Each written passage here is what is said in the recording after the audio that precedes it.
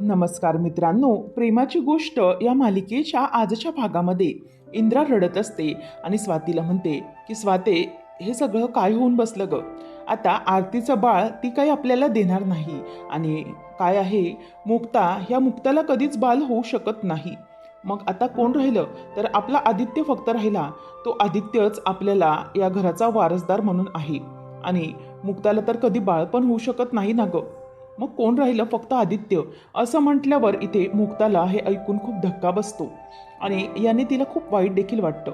तेवढ्यातच सागर देखील तिकडे आलेला असतो आणि सागरलाही जे काही इंद्रा म्हणाली याचाही धक्काच बसतो. नंतर मग स्वाती म्हणते की मम्मी शांत हो.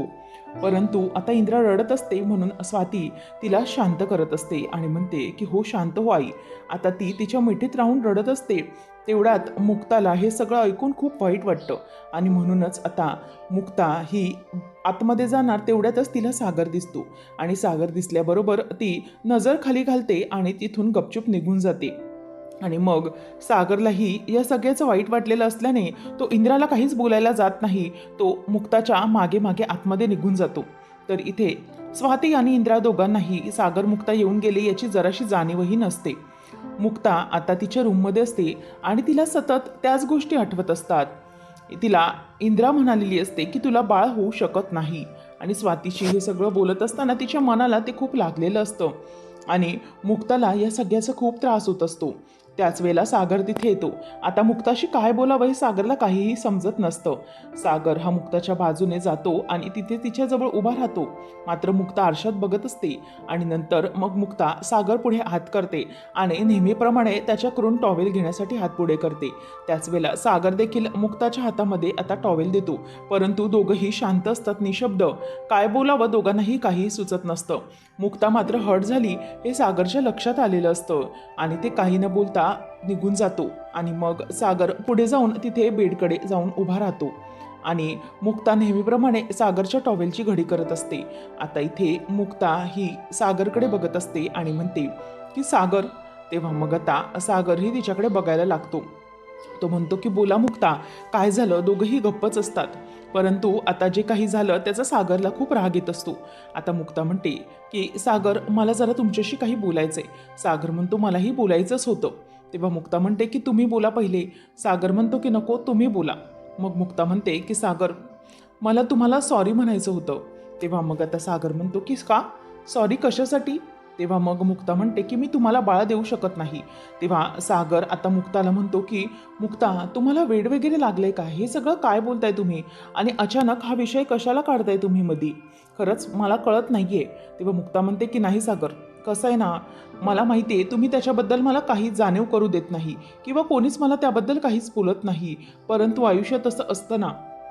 तेव्हा सागर म्हणतो की काही नाहीये, मला काहीच वाटत नाहीये त्याबद्दल, तुम्ही उगीच त्रास करून घेऊ नका. तेव्हा मग मुक्ता म्हणते की नाही सागर, आयुष्यात आपल्याला असा जोडीदार मिळतो जो आपल्या सगळ्या गोष्टी समजून घेतो, आपल्यातल्या जाणीवा उणीवा तक्रारी सगळं काही समजून घेतो. परंतु एक दिवस त्यातून असा येतो ना, ज्यात आपल्याला रियालिटी चेक मिळतो आणि लक्षात येतं की आपल्यामध्येही काहीतरी उणीव आहे. तेव्हा मग आता सागर म्हणतो की हे बघा मुक्ता, कोणीही 100% परफेक्ट नसतं. प्रत्येकामध्ये उणीवा या असतातच आणि या ज्या उणीवा असतात ना, त्याच तर नात्याला सुंदर बनवत असतात आणि त्या व्यक्तीला देखील एकदम स्पेशल बनवतात. म्हणूनच मी तुम्हाला सांगतोय की असं काहीही नाहीये. तुम्ही प्लीज मनातून हा विचार काढून टाका. खरं तर मी मम्मीशी बोलणार होतो त्या विषयावर, मलाही हे सगळं जे काही बोलली त्याचा खूप राग आला होता. तेव्हा मग मुक्ता म्हणते की नाही सागर, तुम्ही मम्मीशी काही बोलायला जाऊ नका. त्यात त्यांची काही चूक नाही आहे. ते मला हेतुपूर्वक किंवा जाणीवपूर्वक काहीच बोलल्या नाही आहेत. तेव्हा सागर म्हणतो की मुक्ता, मम्मी जे काही बोलली आहे ना, त्या वतीने मी तुमची माफी मागतो. ती जी काही म्हणाली त्यामुळे तुम्ही हर्ट झालात आणि त्यासाठी मी माफी मागत आहे. तेव्हा मग मुक्ता म्हणते की नाही सागर, माफी वगैरे काहीच मागू नका. खरं तर कोणी काही उगाचच मुद्दामून केलेलं नाही आहे. सागर, हे सगळं काही मम्मीने हेतुपूर्वक किंवा जाणूपूर्वक नाही केलं. मला काहीच वाटलं नाही आहे त्याचं. ठीक आहे, राहू देत, मी ठीक आहे, खरंच सांगते, आय एम ओके, मी ठीक आहे आता, असं म्हणून मुक्ता आता बेडवरून उतरते आणि तिकडून पाण्याची बाटली घेऊन पाणी भरण्यासाठी म्हणून किचनमध्ये निघून जाते. सागर आता मुक्ताला काही बोलणार तेवढ्यातच मुक्ता निघून जाते आणि सागरला काहीच बोलता येत नाही. मुक्ता डोळे पुसत बाहेर जाते. सागर विचार करतो की हे काय आहे नेमकं, याबद्दल नेमकंच काहीतरी बघितलं पाहिजे, मुक्ताच्या या बाबतीत मला लक्ष दिलं पाहिजे, असं सागरचा विचार येऊ लागतो. याच्यावर काहीतरी उपाय असेल असा तो विचार करत असतो. तर दुसऱ्या दिवशी सकाळी सावनी ही केर काढते, त्याचप्रमाणे लादी पुसते. नंतर सगळं झाल्यानंतर ती देवापुढे दिवा लावते आणि देवीकडे आरती करते आणि मग देवाची पूजा झाल्यानंतर किचनमध्ये येते आणि किचनमध्ये चहाचं पातेलं ठेवून चहा देखील बनवायला ती ठेवते आणि हे सगळं ती अगदी मनापासून करते असं दाखवत असते. आणि त्यानंतर ती कढई ठेवून कांदा चिरायला सुरुवात करते आणि फोडणी घालत असते. आणि हे सगळं मुक्ता जेव्हा बघते तिला अजबच धक्का बसतो. मुक्ता अगदी वेगळ्या नजरेनेच तिच्याकडे बघायला लागते. जी सावनी कधी सकाळी लवकर उठलीही नाही, ती सावनी आज उठून सगळे आवरते हे पाहून तिला धक्का बसतो. आता मुक्ता ही पेपर बघते तर पेपरमध्ये लिहिलेलं असतं की सावनी कोळी यांनी मागितली सागर कोळी व त्यांच्या कुटुंबाची जाहीर माफी, असं वाचल्यानंतर आता मुक्ताला हे सगळं पाहून वेगळंच वाटू लागतं. मुक्ता म्हणते की नेमकं हे सगळं सावनीचं काय चालू आहे. जी सावनी अगोदर कधी उठायची नाही, सलॉन पार्ट्या याच्यामध्येच ती रमलेली असायची, फक्त आणि फक्त स्वतःचा विचार करायची, दागिने मेकअप पार्लर हेच फक्त तिचं असायचं. आज ती हे सगळं काय करते. जी आत्तापर्यंतची सावनी होती ती खरी होती की हे. मुक्ता आता सावनीला विचारते की तुम्हाला एक विचारू का. तेव्हा ती म्हणते की हो विचार ना.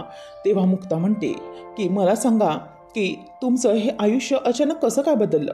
म्हणजे कालपर्यंत तुम्ही कोणाला जुमानत नव्हतात, कोणाचंही ऐकत नव्हतात, स्वतःचाच हट्ट पूर्ण करायचात आणि प्रत्येक वेळेला पार्टी मेकअप एवढंच तुम्हाला माहीत होतं, त्याच्या पलीकडे तुमचं काही आयुष्य नव्हतं.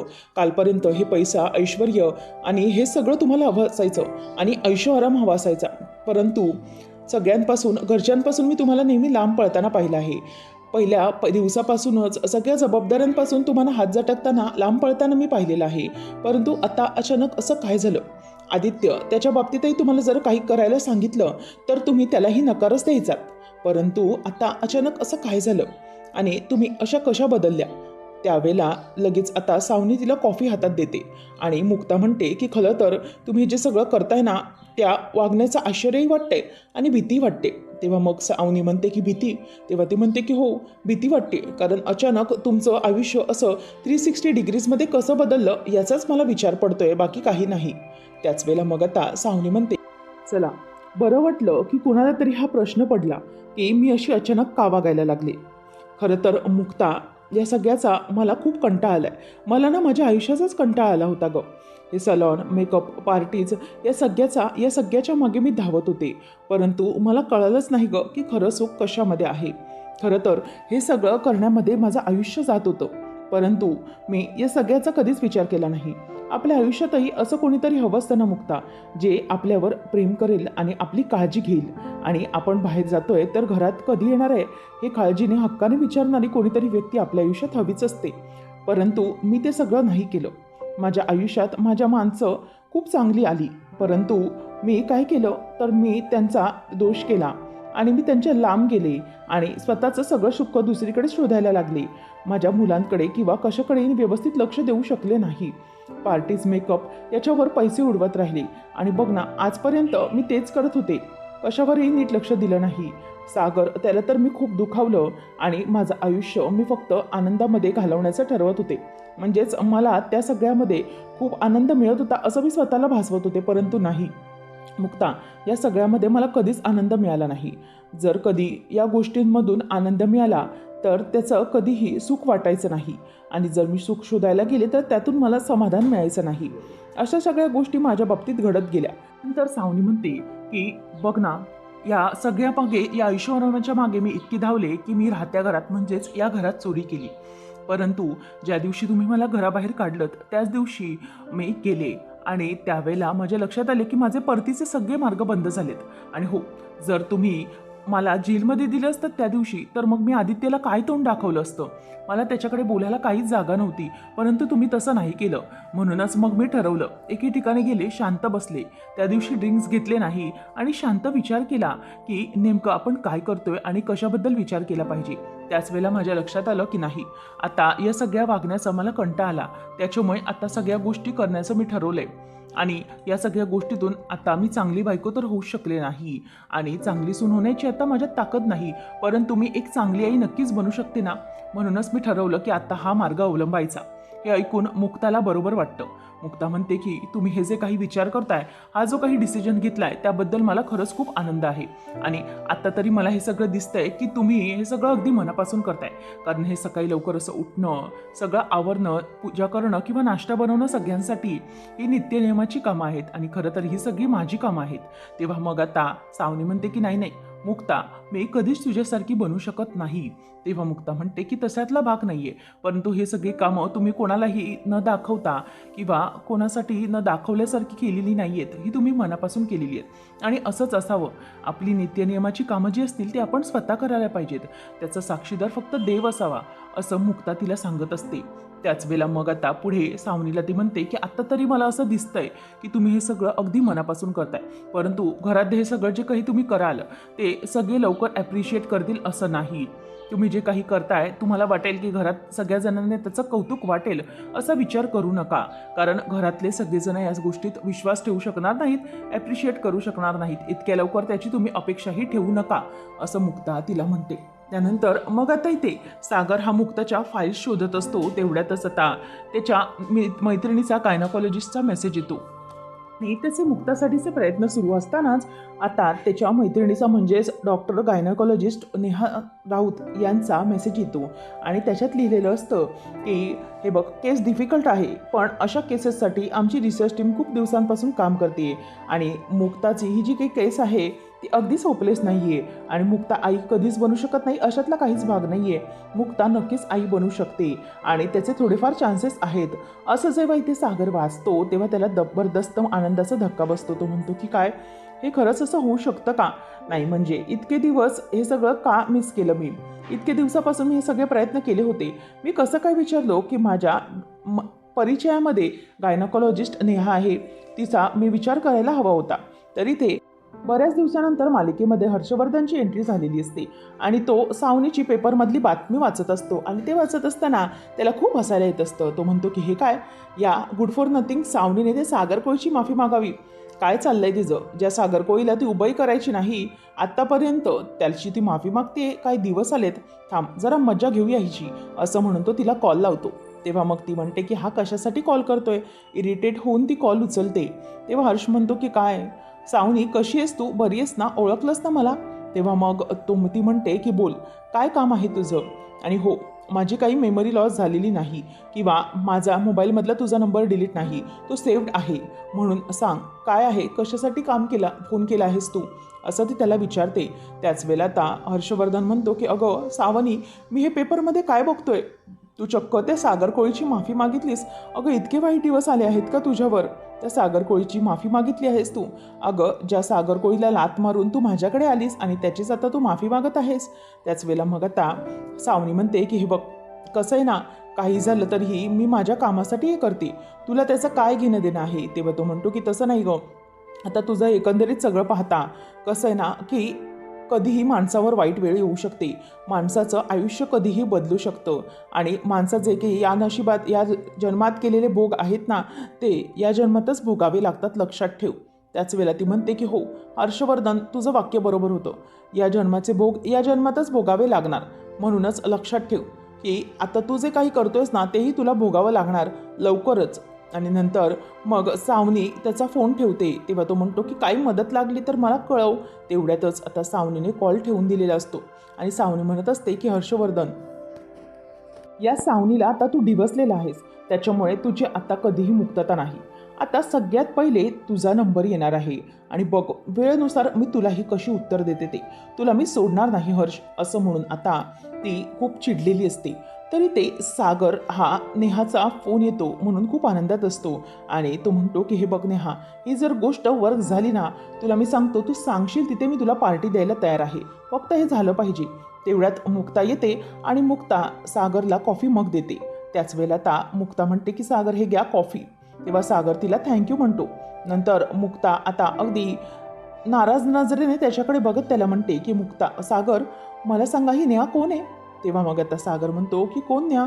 तेव्हा ती म्हणते की आता तुम्ही जिला म्हणत होतात ना त्या नेहाला की तुला वाटेल तिथे पार्टी द्यायला तयार आहे, असं म्हणून ती त्याला तर चिडून आणि रागाने बोलून दाखवत असते.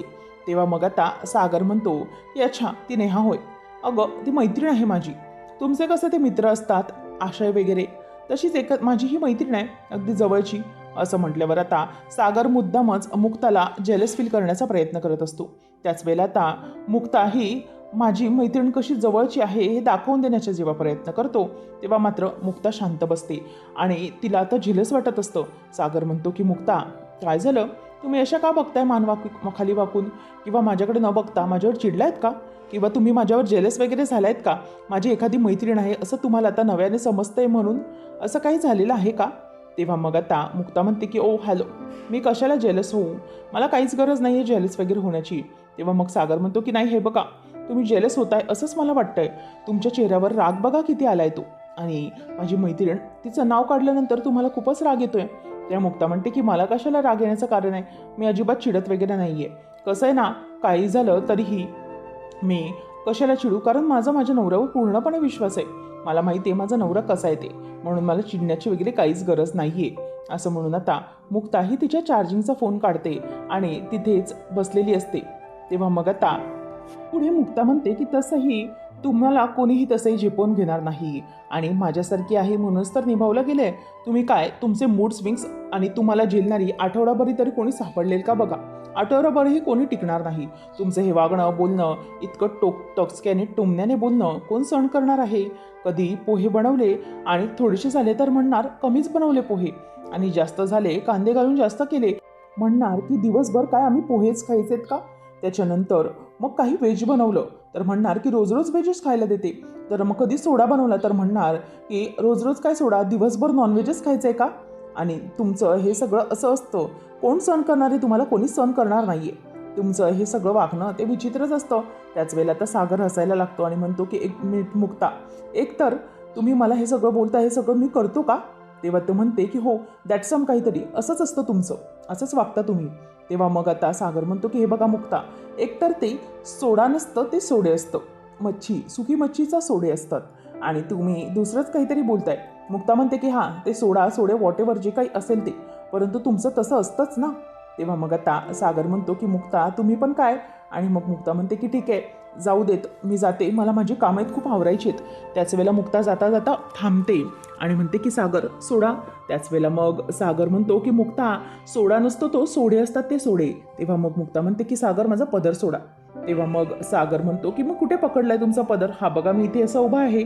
तेव्हा मुक्ता मागे वळून बघते तर त्या काउचमध्ये तिचा पदर अडकलेला असतो आणि मग तिथे अडकल्याने लाकडात तो अडकून तिथेच असतो.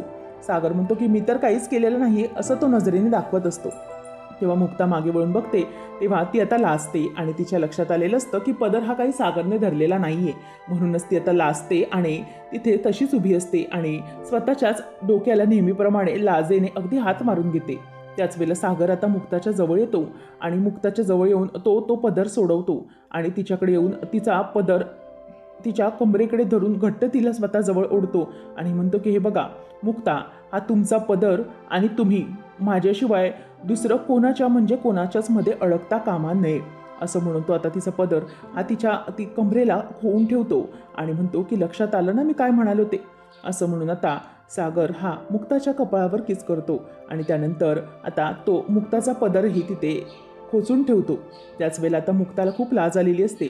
सागर जात असताना मुक्ता त्याचा हात धरते आणि म्हणते की हे बघा सागर, इव्हनिंगला लवकर या.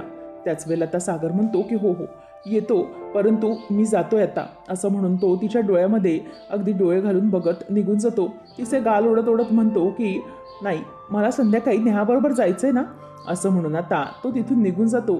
आता मुक्ता त्याच्याकडे चिडून बघते आणि तो गेल्यावर हसते आणि नंतर आता ती विचार करू लागते की काय झालं असेल नेमकं. पण मला एक गोष्ट सागरने सांगितलीच नाही की नेहा कोण आहे ते. आता ही कोण असेल नेहा, जी सागरची नवीन मैत्रीण आहे, असं आता मुक्ता इथे विचार करू लागते. त्यानंतर पुढच्या भागामध्ये आपल्याला पाहायला मिळणार आहे की मुक्ताचा पदर जळत असतो आणि त्याच वेळेला सावनी तिथे येते आणि सावनी येऊन मुक्ताचा तो पदर वाचवते आणि मुक्ताचा पदर जळत असल्याने ती स्वतःच्या हाताने थांबवते आणि आग बंद करते. त्याच वेळेला इथे आता सगळेजण येतात आणि मग इंद्रा विचारते की अगं मुक्ता, काय झालं बाळा तुला? तेव्हा ती म्हणते की मम्मी, सावनीमुळेच आज होणारा अनर्थ टळला, तिच्यामुळेच मी वाचले. तेव्हा मग आता सागर हा सावनीजवळ येतो आणि हात जोडून म्हणतो की थँक्यू, तुझ्यामुळे आज मुक्ताचा जीव वाचला. तेव्हा मग तिला बघतो तर तो म्हणतो की हे काय सावनी, तुझाही हात भाजला आहे? तेव्हा ती म्हणते की नाही, इट्स ओके, ठीक आहे, थोडंसं भाजलं आहे. नंतर मग आता इथे हे ऐकल्यानंतर सगळेजण मुक्ताकडे असतात, परंतु सावनी म्हणत असते की घरात जर एखादी मोठी आग लावायची असते तर छोटी मोठी आग ही मला सहन करावीच लागेल ना. काही झालं तरी मला हे सगळं सहन केलंच पाहिजे.